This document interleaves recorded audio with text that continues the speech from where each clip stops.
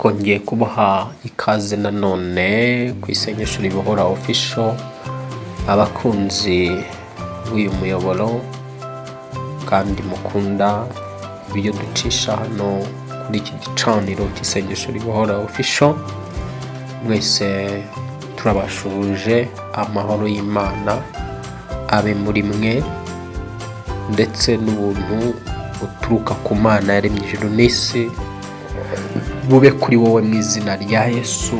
Utumva, Imana ikugirire neza.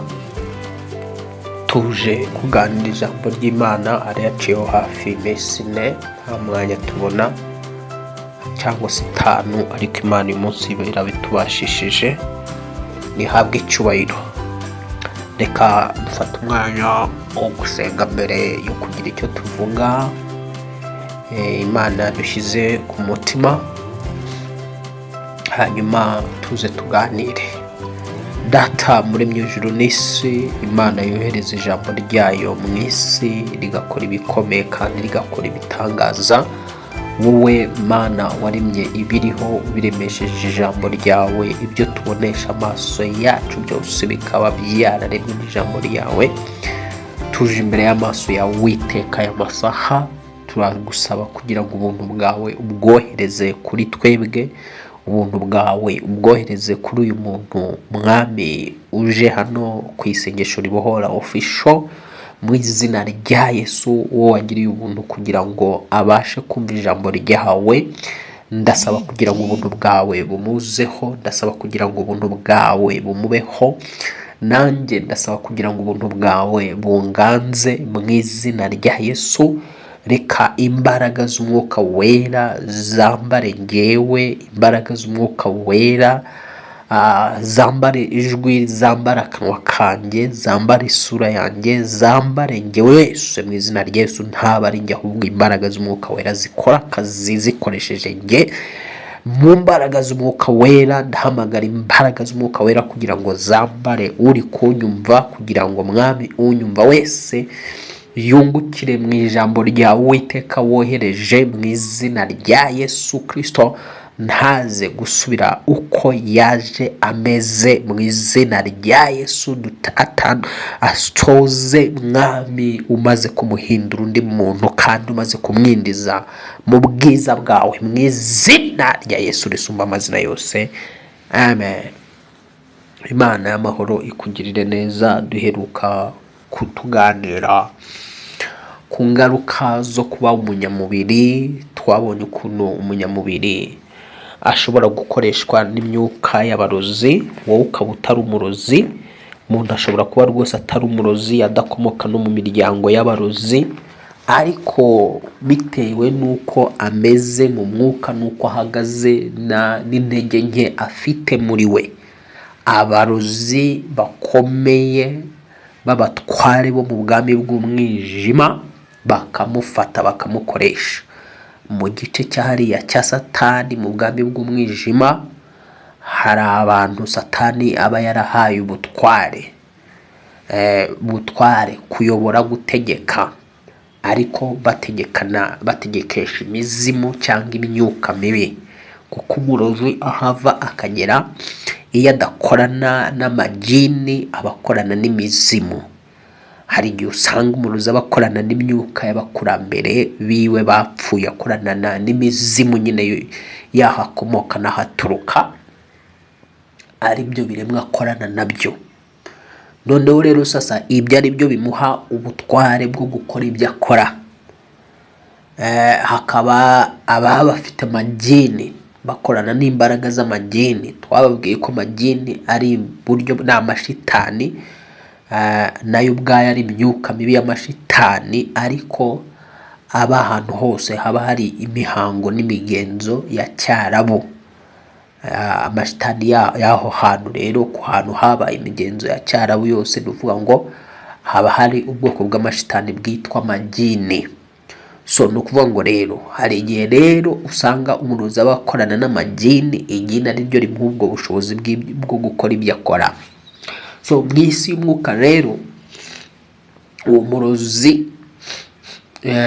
uko agenda atamba ibitambo, agenda aba mu buzima buramya Satani, bugendera mu mihango yose ya gipagani, uko umuntu agenda aterekerera cyane abazimu, aterekerera cyane abadayimoni, aterekerera cyane imbaraga z'umwijima, niko asabana n'imbaraga z'umwijima, zikamwimukiramo, zikamwinjiramo, zikamuha ubushobozi bwo kugira n'aba bantu cyangwa bwo kuba yakugiraho ububasha. Wowe igihe akwatatse akakurusha imbaraga, ashobora kugusohora mu mubiri wawe akagutwara.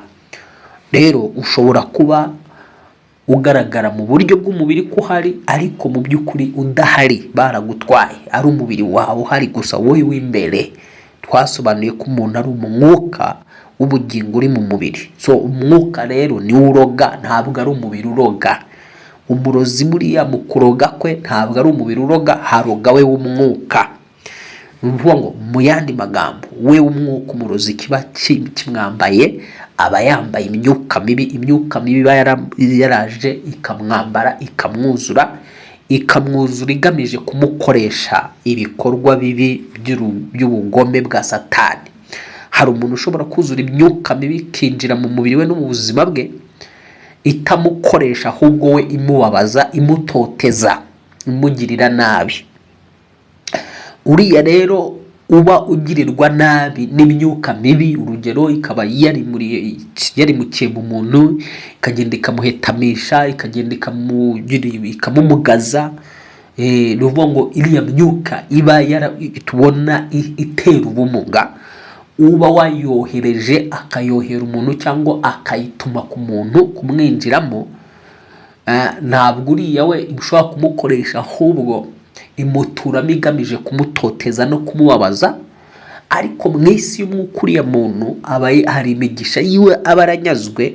Bamwe mu bakonikoni bamukoze gutyo, cyangwa abarozi bamugize gutyo, baba bari kwishimira mu mugisha we, baba bari kwishimira, nuvuga ngo umwanya wa muntu wamugajwe n'imbaraga z'umwijima, uba warahawe wa wundi wamumugaje. Mu isi y'umwuka rero, reka mbaho hantu ndeke gusobanura ibyo bintu. Mu buryo bw'umwuka, umunyamubiri, yaba ari umukristo w'umunyamubiri wa wundi ubijandajanda mutarigeze abyinjiramo neza, biroroha cyane kugira ngo abakozi ba Satani bamufate, bamutware, bamukoreshe. Nimvuga ngo bamufate, bamutware, bamukoreshe, ntumve yuko bazatwara umubiri wawe. Ni wowe w'imbere bakuramo, bakazajya bagukoresha. Kenshi na kenshi rero abantu nk'aba bakoreshwa iyo basinziriye, baryamye. Iyo uryamye, wowe wisanga mu nzozi z'ahantu hatandukanye, urimo uragabura, urimo uratanga serivisi ahantu runaka, urimo urakora imirimo ahantu runaka. Inzozi zikakwereka urimo urahinga cyane, zikakwereka urimo utekeye abantu, zikakwereka urimo uratanga serivisi, usavinga abantu, mbega zikakwereka uri ahantu runaka. Ubundi zikakwereka urimo uraguruka ahantu habi cyane, hasa nabi, ukabona urimo uraguruka ahantu mu ishyamba, ahantu mu byaro, ahantu uguruka mu kirere gutyo. Abantu nk'abo rero n'ubona izo nzozi, umenye ngo wowe urakoreshwa mu isi y'abarozi. Abarozi baragukoresha, bakoresha spirit yawe, wowe w'imbere baragukoresha, baraza bakagufata bakagukoresha. Ariko ibyo rero biterwa n'uko umuntu aba yarabaye umunyamubiri, aba atarinjiye neza mu Mana ngo akizwe neza, hanyuma yakire umwuka wera w'Imana, yakire imbaraga z'umwuka wera w'Imana. Rero si igitangaza kumva ko umurozi yagutwara. Wibuke mu byanditswe byera, tubona mu gice cyaho cya Matayo igice cya 4, tubona Satani afata Yesu akamutwara ku gasongero ku gasongero k'ingoro y'Imana, cyangwa ku rusengero. Muri ndumva no muri Luka igice cya 4 aho ngaho harabivuga. ntabwo rero wowe warusha imbaraga Yesu. Noneho rero byagenze gute kugira ngo Yesu atwarwe? Yesu ntabwo ari uko Satani yamurushije imbaraga. Hari bimwe Yesu byamukorerwaho kugira ngo atwigishe, tumenye ibibaho, tumenye n'ukuntu tugomba kwifata mu gihe nk'iki ngiki n'uburyo tugomba kwibera amaso. Reka dusome muri iki gitabo cya Luka igice cya 4. Ndasoma Bibiliya yitwa Ijambo ry'Imana. Byanditswe biravuga ngo Yesu ageragezwa na Satani. Yesu ava kuri Yorodani yuzuye umwuka wera cyangwa se umwuka muziranenge, ajyanwa mu mwuka mu butayu, ahageragezwa na Satani iminsi 40. Iyo minsi yose ayimara atarya, irangiye arasonza. Hano urabona ko Satani ubwawe ashobora kukugerageza, ukaba ibigeragezo urimo uracamo atari ibigeragezo Imana ikujyanyemo, ahubwo ari ibigeragezo bya Satani. Satani ari kukugerageza. Ndagusengera kano kanya, niba urimo urageragezwa n'imbaraga za Satani, ziguhunge mu izina rya Yesu. Ndekuye umuriro w'Imana aho wicaye, aho uri hose, aho uri kunyumvira.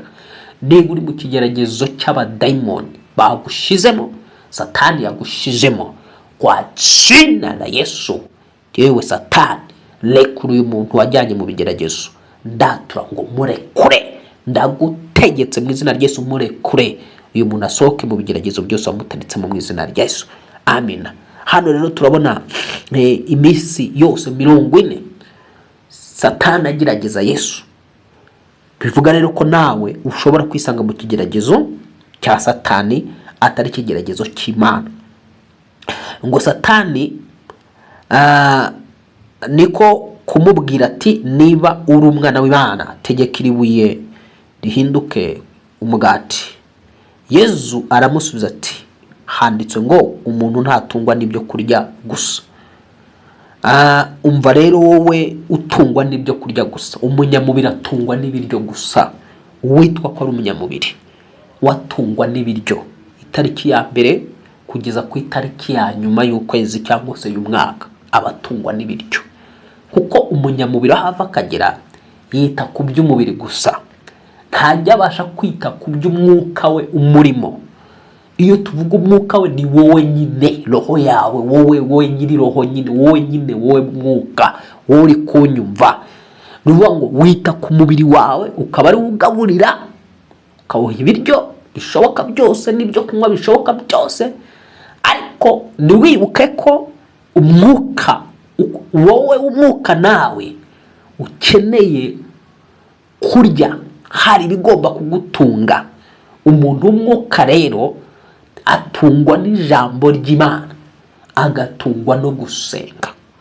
Umuntu w'umwuka iyo atumva ijambo ry'Imana, iyo adasenga, mu isi y'umwuka aba ikintu kitariho, aba ikintu kiri weakness, kiri weak cyane, gifite intege nke. Yani umuntu ufite intege nke cyane. Noneho rero sasa uyu muntu ufite intege nke, ni nk'uko umubiri iyo utarya ugira intege nke, ndetse nyirawo akaba yanapfa igihe atariye.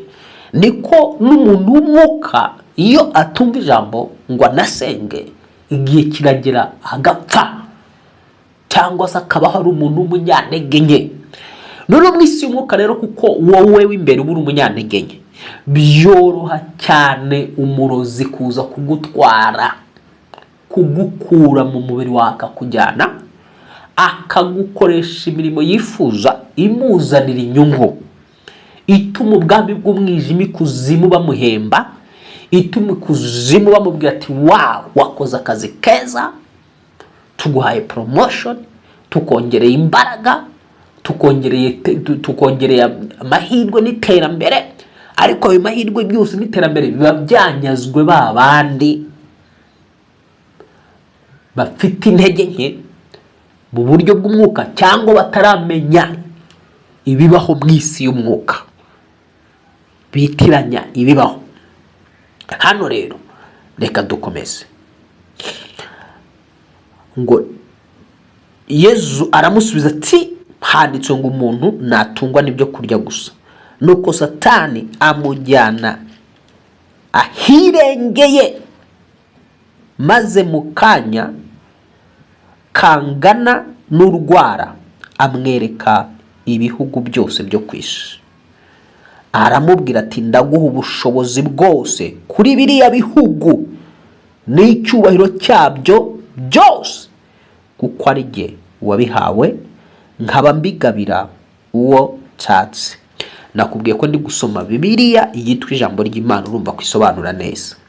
Ijambo riramubwiye ngo nuko Satani amujyana ahirengeye. Ibaze rero, niba Satani yarajyanye Yesu akamujyana ahirengeye nk'uko byumvise, wowe urinde atajyana? Nuko nguko rero nagusobanuriraga uburyo abarozi baza bakajyana abantu. Murozi ashobora kukujyanira umwana, ukicara uzi ngo ufite umwana ariko ufite umubiri gusa. Umwana baramutwaye, ariho uzasanga ubwenge bwe buri gusubira inyuma, ariho uzasanga yaratangiye kwadukana imico n'ingeso utari umuziho. Ujye umenya ngo direct umwana baramutwaye, akeneye kugarurwa mu mbaraga y'amaraso Yesu Kristo, akagarurwa ariko n'umuntu uri mu mwuka w'Imana, uri mu imbaraga z'Imana. Yes, umurozi ashobora kuza agatwara umugabo wawe, ukaba umutunze, utamutunze, utunze umubiri wewe imbere, umurozi yaramujyana mudomina. Noneho icyo gihe umugabo azatangira guhindura imico, zatangira guhinduka ingeso. Noneho wibaza umugabo ko atari ntari muzi, kumbe baramutwaye. Ubana n'umubiri ariko we nyirizina ntawo hari, akeneye kugarurwa. Yes, nuko nguko. Noneho ugasanga arimo aba baramutwaye rero baba bafitemo inyungu, baba bafitemo profit, barabihemberwa mu bwami bwa Satani. Ubwami bwa Satani barabihemberwa. Aha rero urabona ngo Satani amaze kujyana Yesu akamugeza ahirengeye, wumvise n'ibyo yamubwiye. Yaramubwiye ngo yamweretse mu kanya gato ngo kangana nk'urwara. Mu kanya gato kangana n'urwara yamaze kumwereka ibihugu byose. Mu kanya gato Satani ashobora iyo yakujyanye kugukoresha ibintu byinshi cyane, kwa kundi usinzira gato, nukuza gusa mu buryo bw'umurozi agahita kuvana mu mubiri wawe akakujyana ahantu, akaba gukoreyeho ibintu byinshi cyangwa gukoresheje byinshi. Ku bantu bataramenya isi y'umwuka n'imikorere yayo, kuko abanyamwuka nibo bonyine bamenya isi y'umwuka n'imikorere yayo, nibo babasha kumenya n'uburyo bwo gusenga kugira ngo bahagarike ibyo bikorwa byose by'ubugizi bwa nabi. Kuko mpamvu kenshi na kenshi dusenga ntitugire kuri rezilita. Abantu benshi basenga ntibagire rezilita z'amasengesho yabo, nuko baba basenga ibyo batazi, baba basengera ibyo batazi, birukana ibyo batazi. Amasengesho yabo agasa nkaho ari nk'amasengesho abaye ayo gutata amahirwe n'amashanse, ari nka tombora, agasenga nk'uri gutomboza. Kuko gusenga nk'uri gutomboza, uvuga ibyo utazi, wirukana ibyo utazi, urumva nyine ntabwo iryo sengesho rishobora kuzana igisubizo. Sengesho ugenda uvuga ngo aho usanga umuntu barakwibye, kuko ubyibuka ko ijambo ry'Imana rivuga ngo umujura agenzwa no kwiba. Yohana igice cya 10:10. Kwiba, Satani aba yarakwibye, umurozi arakwiba neza neza, akakwiba amahirwe, akakwiba ukuboko kwiza, akakwiba igikundiro. Yamara kukwiba akagusigura.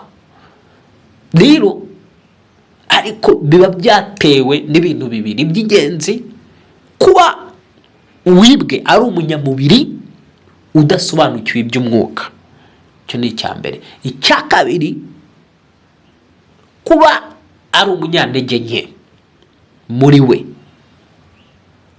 ari umunyantege nke muri we, spirit yiwe iri weak cyane. Reka mvuge n'icya gatatu, icya gatatu, kuba ari n'impumyi mu mwuka, atabona ibimubaho byose, nta na kimwe, nta makuru abifiteho, atabizi, aho uri gukekeranya. ubwo rero umuntu naho yaba asenga, aba mu buzima bukekeranya, ntabwo ashobora kugera kuri rezilita z'ibyo ari gusengera. Imana yakuzanye ahangaha rero kugira ngo usobanukirwe. Imana yakuzanye ahangaha kuri uyu muyoboro w'isengesho Riboro Official kugira ngo iguhumure, igukore ku maso, hanyuma ukanguke, kuko iki ari igihe cyo gukanguka rwose. Niko mu Baroma igice cya 13 bavuga ngo nuko mukanguke rwose, kuko iki ari cyo niko ndaza kuhasoma mu kanya. Ijambo ry'Imana niko rivuga ngo nuko mukanguke rwose, kuko igihe gisohoye rwose. Ndaza kuhasoma icyo cyanditse, tugisome tukivugaho gatoya. Rero Imana yakuzaniye kugukangurira hano kugira ngo igufungure ku maso. Numva ko Satani yafashe Yesu, cyangwa se Yezu, abumva mvuga Yesu cyangwa se Yezu na Yesu ni ikintu kimwe. Nimukaba abanyedini, umunyedini mushobora gushwana mukajya impaka, akubwira ati Yezu, wowe uri kuvuga Yesu kandi wakagombye kuvuga Yezu.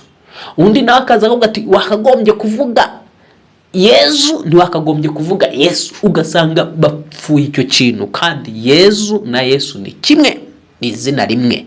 Yezu ikinyarwanda, Yesu igiswahili, kuko nyine mu giswahili Yesu ni Yesu, nyine mu kinyarwanda ni Yezu.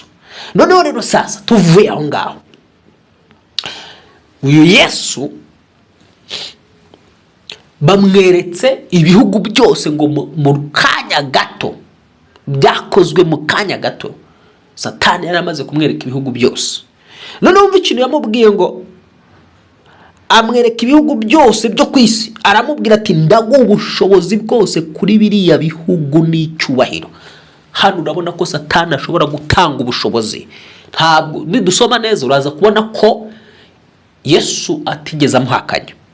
Hari abantu bashobora guhabwa ubushobozi, ukabona bimye ingoma, ukabona bayoboye amakampani akomeye, bayoboye amasosiyete akaze, bafite cyangwa se bakayobora n'ibihugu mu buryo runaka. Wowe ukagira ngo ubushobozi bari kuyobora n'ibyo bihugu, cyangwa se amakampani, cyangwa se amabizinesi runaka, ukagira ngo n'ubushobozi. Kumbe hari imbaraga zabahaye ubwo bushobozi, hari imbaraga zahaye ubwo bubasha. Ibi ni ibintu by'ingenzi abantu tugomba gusobanukirwa tukamenya. Imana nayo ifite ububasha n'ubushobozi bwo kwimika, cyangwa itanga ubushobozi bwo kuyobora, cyangwa se ikaba yaguha ubushobozi ku kintu cyose ushaka kugiraho ubushobozi, igihe wayegereye, igihe wayisabye. Ariko na hano na Satani turabona ko yabwiraga Yesu ko ari bumuhe ubushobozi ku bihugu byose, ariko ari kumubwira ko ari bumuhe ubushobozi. Byagenze gute? Yamujyanye, yamufasha mu mwuka, abanje kumujyana ahantu, ajya kumwereka ubwo bushobozi. Aha niko kantu nakwerekaga rero, wowe urinde utabaye maso ko umurozi ashobora kugutwara akakujyana, ukaba uri mu mubiri wawe ariko utawurimo, uri nko mu icupa, uri nko mu ishyamba, uri nko mu misozi, uri nko mu migende, uri nko mu kabande, uri nko mu kidendezi cy'amazi ahantu gutyo runaka, uri nko mu buvumo. Mbega ugasanga nturi mu buzima bwawe. Noneho bitewe n'ahantu uri, uzatangira kwisanga mu bibazo byinshi, kizakomeza yuko utari mu buzima bwawe neza. Uzasanga urimo urahura n'uruhurirane rw'ibibazo bitabonerwa igisubizo. Ushakira igisubizo ukakibura. Uzisanga indwara za hato na hato zikwisukaho ku manywa na nijoro. Kubera iki? Nturi mu mubiri wawe. Umubiri wawe watujwemo ibindi bintu, woherejwemo indi myuka, wowe ntuwurimo. Umubiri wawe wasetinzwemo indi myuka mibi. None ya myuka itangira gukereya ibibazo mu buzima bwawe. Yes, abadayimoni, imyuka mibi igikereye ibibazo, igikereye ibibazo, igakereye ibyaha, igakereye imishiha, igakereye amahane, amatiku, umunabi, ubugome, umujinya, uburakari.